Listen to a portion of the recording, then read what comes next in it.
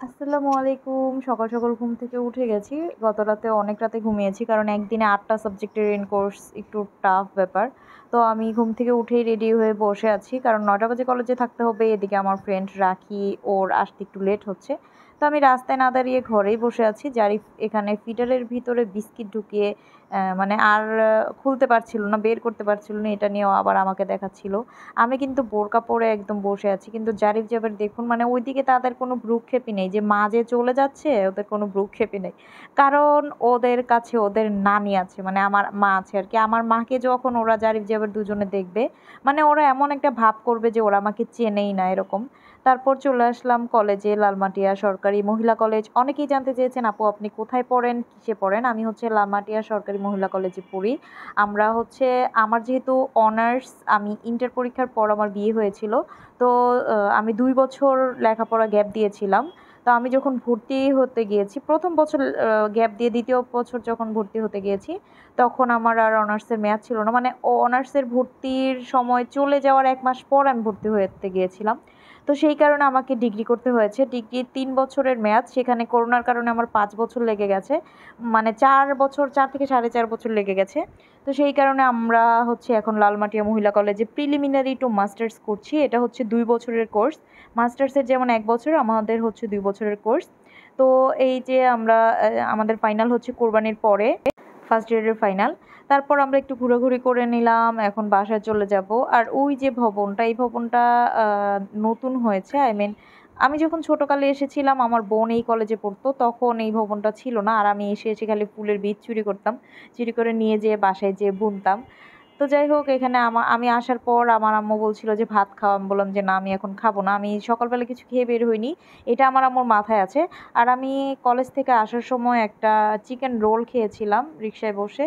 এজন্য পেটটা ভরা। আর আম্মু হচ্ছে নাছোড়বান্দা। আম্মু আমাকে দেখাচ্ছিল যে এই যে দেখো পটল ভেজেছি, তারপর হচ্ছে পটলের সাথে বেগুন ভেজেছে, আবার একটা কাঁচামরিচও ভেজেছে। এগুলো দেখে আমাকে লোভ দেখাচ্ছিল। তো আমি খাবোই না বলছি। তো সে মানে আমার আম্মু হচ্ছে প্লেটে ভাত মেখে নিয়ে আমার কাছে এসে বসে আমাকে খাইয়ে দিচ্ছে। আসলে মারা এমনই হয়। তো আমি আবার আজকে বাজার থেকে লিচু এনেছিলাম আর তালের শাঁস এনেছিলাম। এসে দেখি যে আবের জারি ঘুমে। ওরা ঘুমে থাকলে ভালো লাগে না। কারণ আমি যখন কোথাও থেকে আসি ওরা দৌড়ে এসে বলে, "মা বজা আনছে, মা বজা আনছে" এরকম করে বলে।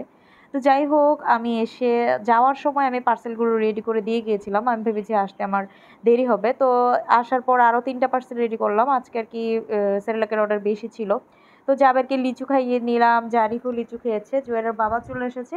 ওর বাবাকে এখন খেতে দিব। তো আমি ভাবলাম যে ওর বাবাকে খেতে দেওয়ার আগে ডাইনিং টেবিলের উপরে যেহেতু পার্সেলগুলো এতগুলো পার্সেল, তো এগুলো আগে দিয়ে নেই। তো এই যে আমার পার্সেল দেওয়ার মানে মিস্ত্রি, ওরা হচ্ছে আমার পার্সেল দেওয়ার কর্মচারী। ওরা হচ্ছে বেতন ছাড়া কর্মচারী আরকি। তো বেতনমুক্ত কর্মচারী। তো ওরা আমার পার্সেলগুলো সুন্দর করে বালতিতে দিয়ে দিচ্ছিল। আর আমার হাতেরটা হচ্ছে ৩ কেজি, এর জন্য ওইটার আমিই দিলাম ৭ কেজির অর্ডার। একটা আপুর প্রশ্ন ছিল যে আপু ওদেরকে খাবারের রুটিনে কি, কি দেন? তো আমি সকালবেলা ওদেরকে যখন ৬ মাস বয়স ছিল, আমি ১০-১২ মাসের রুটিনটাই বলি। ওদের সকালবেলা ২ টা ডিম সিদ্ধ করে দিতাম। ওরা ২ টা ডিম সিদ্ধ খেত। তারপরে ১ থেকে ১.৫ ঘন্টা পরে ওদেরকে হচ্ছে আমি সেরেলাক দিতাম। সেরেলাক দেওয়ার পর আমরা যেহেতু জুয়েরিয়া সকাল ৬টা বাজে মাদ্রাসায় যেত, তখন আমি সেরেলাক দিতাম। তারপর ঘুম থেকে উঠলে ডিম সিদ্ধ করে দিতাম। যদি শুক্রবার থাকতো তাহলে আগে ডিম সিদ্ধ দিতাম, পরে সেরেলাক দিতাম। যেহেতু জুয়েরিয়ার মাদ্রাসা ছিল না। তো আমরা যখন নাস্তা খেতে বসতাম, যখন ১০টা ৯টা ৯:৩০ ১০টার দিকে, তখন আমরা যদি ভাত খেতাম ওরা ভাতই খেত, রুটি খেতাম রুটিই খেত। আমরা যদি পান্তা ভাত খেতাম তাহলে ওরা পান্তা ভাতই খেত। এই হচ্ছে আমাদের সাথে ওদের সকালের নাস্তা। ১২টা বাজে ওদেরকে আমি আবারও সেরেলাক খাওয়াতাম, সেরেলাক খাইয়ে ঘুমানাতাম। দুপুরবেলা ওদেরকে আমি ওদের জন্য আলাদা একটা তরকারি রান্না করতাম। ওই তরকারি দিয়ে ভাত খাওয়াতাম ওদেরকে। বিকেলবেলা ওদেরকে আমি একটা নাস্তা বানিয়ে দিতাম। যেকোনো নাস্তা, সেটা হতে পারে কোনো সবজি কুচি, কুচি করে কেটে ডিম দিয়ে ভালো করে মেখে পাকোড়ার মতো বা ডিম ভাজা যেরকম করে হয় সেরকম করে, এরকম করে দিতাম। রাতের বেলা ওরা আমাদের সাথেই ভাত খেত। আর ওরা যখন ঘুমিয়ে যেত আমি ঘুমাতাম একটু দেরিতে। ১১টা ১২টার দিকে ওদেরকে আবার সেরেলাক খাইয়ে দিতাম। এই ছিল ওদের খাবার। আল্লাহ হাফেজ।